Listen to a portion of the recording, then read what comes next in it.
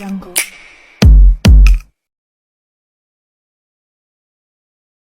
Assalamualaikum warahmatullahi wabarakatuh. Perkenalkan, kami dari kelompok 4 dengan tema Demokrasi sebagai Sistem Politik. Ikuti video kita selanjutnya. Perkenalkan, nama saya Mulia Fadila, mahasiswa Universitas Negeri Makassar. Sabila Nurrahma, mahasiswa Universitas Negeri Makassar. Saya Rizda Susantri, mahasiswa Universitas Negeri Makassar. Saya Nurhalisa, mahasiswa Universitas Negeri Makassar.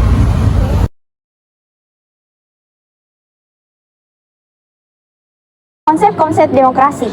Demokrasi sendiri itu merupakan suatu sistem pemerintahan yang berasal dari rakyat, oleh rakyat, dan untuk rakyat, yang dimana setiap orang berhak untuk mengambil keputusan untuk mempengaruhi kehidupannya dalam suatu bernegara. Selanjutnya, demokrasi berasal dari bahasa Yunani, yaitu demos dan kratos, yang dimana demos berarti halayak atau rakyat, dan kratos berarti pemerintahan. Jadi dapat kita simpulkan bahwa demokrasi ialah suatu sistem pemerintahan yang mengizinkan atau memberikan hak keputusan atau kebebasan setiap warga negaranya dalam suatu pemerintahan. Pemilu merupakan wujud nyata dari demokrasi, yang dimana demokrasi tidak sama dengan pemilihan umum. Namun pemilihan umum merupakan salah satu aspek demokrasi yang sangat penting dan juga harus diselenggarakan secara demokratis. Baik, selanjutnya yaitu prinsip demokrasi. Nah, teman-teman perlu ketahui bahwasanya prinsip demokrasi merupakan suatu mekanisme dalam sistem pemerintahan yang digunakan untuk mewujudkan suatu kedaulatan rakyat atau negara dalam sistem pemerintahan yang telah dijalankan oleh pemerintah. Nah, Indonesia sendiri itu merupakan negara yang menganut sistem demokrasi. Nah, kelompok kami ini mengambil 5 prinsip demokrasi. Yang pertama yaitu keputusan-keputusan penting. Nah, seperti undang-undang. Jadi, keputusan-keputusan penting itu diambil bersama-sama dengan perwakilan rakyat melalui pemilihan umum yang tentunya bersifat rahasia dan juga bebas. Nah, yang kedua, kemudian setelah hasil-hasil dari pemilihan umum itu akan dialihkan untuk mengisi Dewan Perwakilan Rakyat dan juga mengisi pejabat-pejabat negara. Nah, yang ketiga yaitu keterbukaan pemerintah. Teman-teman perlu ketahui bahwa keterbukaan pemerintah ini sangat penting yang berhubungan dengan transparansi. Jadi setiap warga negara atau masyarakat itu memiliki hak untuk mengetahui suatu informasi-informasi tentang bagaimana perkembangan negara dan sistem-sistemnya, agar mungkin untuk menghindari suatu kecurigaan ya antar individu, masyarakat dan juga dengan pemerintah. Jadi yang keempat yaitu siapapun yang memiliki kepentingan yang kemudian dilanggar oleh tindakan penguasa, maka akan diberikan suatu kesempatan untuk melindungi yang namanya kepentingan dari hal tersebut. Nah, yang terakhir ini yang paling penting teman-teman, bahwa setiap keputusan itu harus melindungi segenap kepentingan yang minoritas, dan juga harus seminimal mungkin untuk menghindari yang namanya ketidakbenaran atau kekeliruan. Selanjutnya yaitu pilar demokrasi. Menurut Ahmad Sanusi, pilar demokrasi ada 10. Yang pertama, demokrasi yang berketuhanan yang Maha Esa. Artinya dalam hal ini segala penyelenggaraan pemerintah harus berdasarkan pada nilai-nilai ketuhanan. Contoh kecilnya itu jujur dalam segala hal. Yang kedua yaitu demokrasi dengan kecerdasan. Menjalankan demokrasi bukan dengan kekerasan atau menimbulkan ketakutan dengan perlakuan represif, tetapi harus dijalankan dengan nilai-nilai kecerdasan. Misalnya kecerdasan rohani, kecerdasan akliah ataupun rasionalitas. Selanjutnya yaitu demokrasi yang berkedaulatan rakyat. Artinya dalam hal ini kedaulatan berada di tangan rakyat. Secara prinsip rakyatlah yang memegang kedaulatan, tetapi tidak sewenang-wenangnya rakyat melakukan apapun yang ia mau. Ia harus tetap taat pada aturan yang ada. Selanjutnya yaitu demokrasi dengan rule of law. Dalam menjalankan demokrasi harus sesuai dengan aturan yang berlaku. Menjalankan negara harus sesuai dengan aturan atau perintah hukum, bukan berdasarkan keputusan-keputusan pejabat ataupun keputusan individual. Itu pilar kelima, demokrasi dengan pembagian atau pemisahan kekuasaan. Demokrasi dikuatkan dengan pembagian kekuasaan negara yang diserahkan kepada badan-badan negara yang berkuasa dengan sistem pengawasan dan perimbangan, yaitu demokrasi dengan hak asasi manusia. Pilar ini bertujuan untuk meningkatkan martabat dan derajat manusia, yaitu demokrasi dengan pengadilan yang merdeka. Demokrasi menghendaki diberlakukannya pengadilan merdeka dengan tujuan memberikan peluang kepada pihak yang berkesempatan mencari dan menemukan hukum yang seadil-adilnya. Selanjutnya yaitu demokrasi dengan otonomi daerah. Dalam Undang-Undang Dasar Negara Republik Indonesia tahun 1945 menghendaki dibentuknya otonomi daerah pada provinsi, kabupaten, atau kota. Dengan peraturan pemerintah daerah, otonomi itu dibangun dan disiapkan untuk mampu mengatur dan menyelenggarakan urusan-urusan yang diserahkan oleh pemerintah kepada pihak daerah yang diberikan kepada pemerintah pusat kepada pihak pemerintah daerah. Selanjutnya yaitu demokrasi dengan kemakmuran. Pilar ini ditujukan dengan membangun kemakmuran di dalam suatu negara. Dan kemudian yang terakhir yaitu demokrasi yang berkeadilan sosial. Maksudnya ialah menggariskan keadilan sosial dari berbagai golongan. Tidak ada golongan ataupun kelompok ataupun organisasi satuan yang diberikan hak-hak istimewa untuk menjalankan suatu demokrasi, tetapi semua orang sama di dalam suatu demokrasi itu. Ya, intinya Indonesia tanpa diskriminasi lah.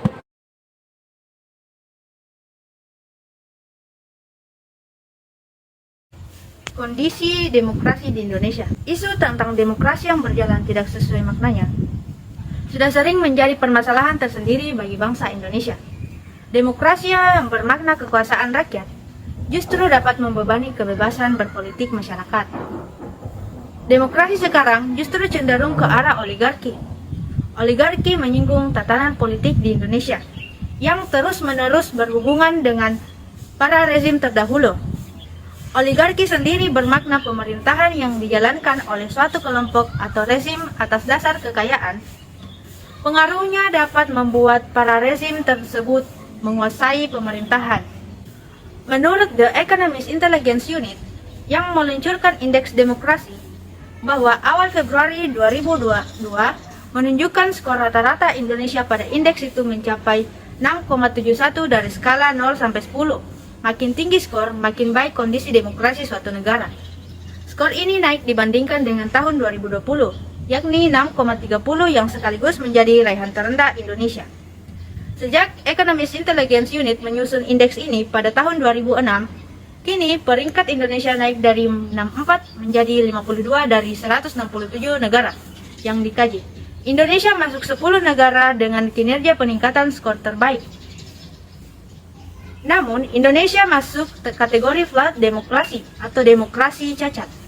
Kenaikan skor Indonesia pada indeks demokrasi global patut diapresiasi. Namun, tantangan dalam memperbaiki kualitas demokrasi masih besar karena Indonesia tetap berada di kategori demokrasi cacat. Perlindungan kebebasan sipil, independensi lembaga yudisial serta keselarasan kebijakan pemerintah dan kehendak publik dinilai bisa memperbaiki kualitas demokrasi. Baik, sekarang kita lagi bersama dengan Saudara Fahrial, di mana kita akan mewawancarai Saudara terkait kondisi demokrasi Indonesia saat ini.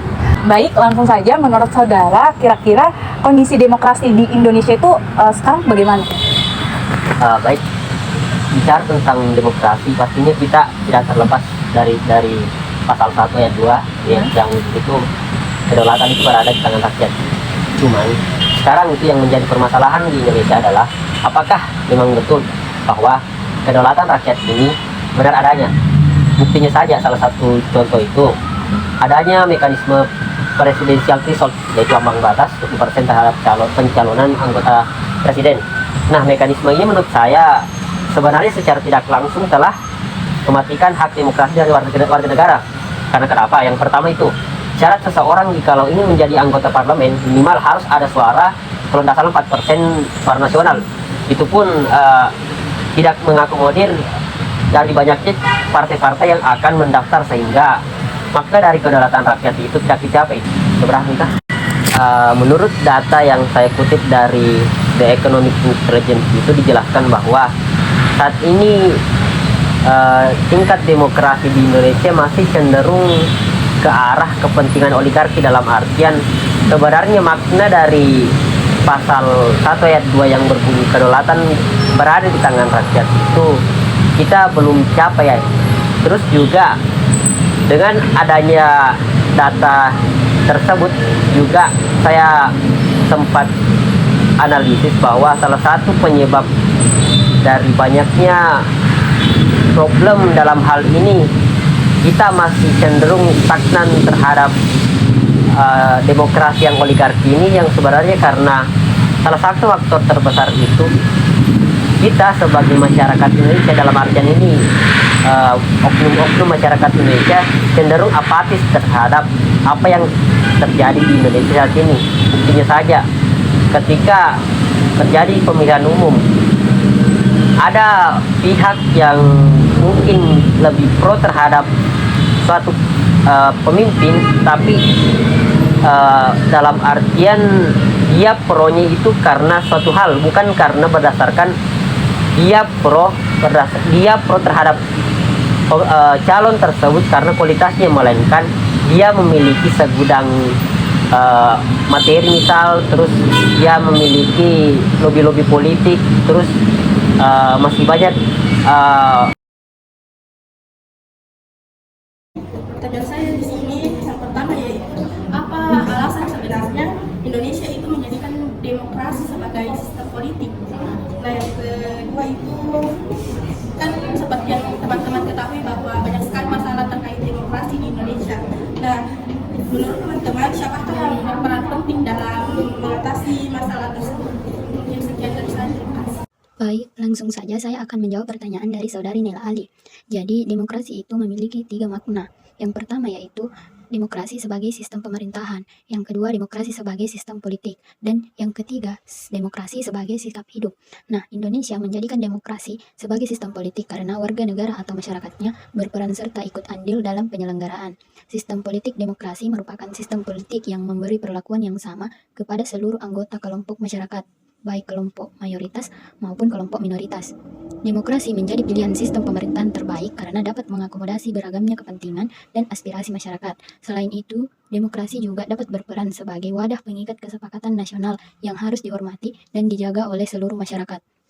Menurut teman-teman sendiri, apakah demokrasi saat ini yang ada di negara kita sudah bisa dikatakan berjalan dengan baik atau belum jika kita melihat pada realita yang ada? Nah, kalau memang menurut teman-teman belum berjalan dengan baik, apa solusinya agar demokrasi itu berjalan dengan baik dan sesuai dengan yang diharapkan?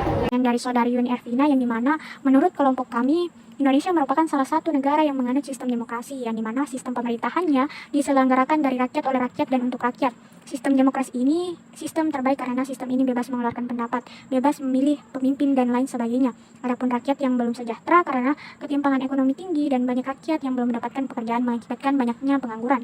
Ditambah lagi banyak pemimpin yang lupa dengan kewajibannya dan memilih kepentingan sendiri dan serakah, akhirnya koruptor. Indonesia ini bisa dikatakan segala sesuatu bisa diukur dengan uang. Pemerintah yang tidak adil dan tegas membuat rakyat seenaknya sendiri.